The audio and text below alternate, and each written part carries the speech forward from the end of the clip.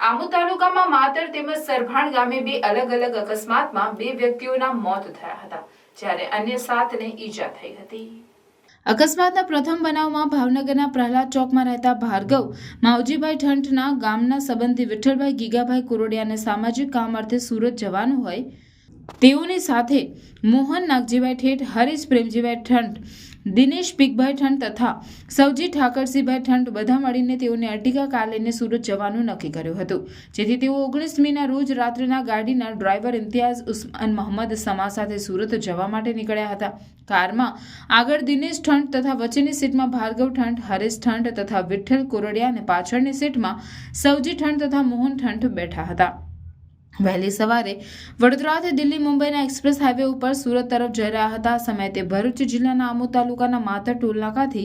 ભરૂચ તરફ થોડેક આગળ કાર ચાલકે તેની ગાડી પૂરઝડપે અને ગફલતભરી રીતે ચલાવી આગળ ચાલતી ટ્રકને ઓવરટેક કરવા જતા આગળ ચાલતી ટ્રકના ડ્રાઈવર સાઈડની પાછળના ટાયરના ભાગે અથાડી દેતા અકસ્માત સર્જાયો હતો, જેમાં કારમાં સવાર લોકોને ગંભીર ઈજાઓ પહોંચી હતી। આ તમામને સારવાર અર્થે એમ્બ્યુલન્સમાં આમોદના સામૂહિક આરોગ્ય કેન્દ્ર ખાતે સારવાર અર્થે ખસેડાયા હતા,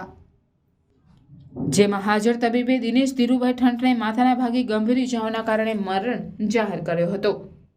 જ્યારે અન્યની સારવાર કરાઈ હતી। આ અકસ્માતમાં આમોદ પોલીસે કાર ચાલક વિરુદ્ધ ગુનો નોંધી તપાસ હાથ ધરી હતી।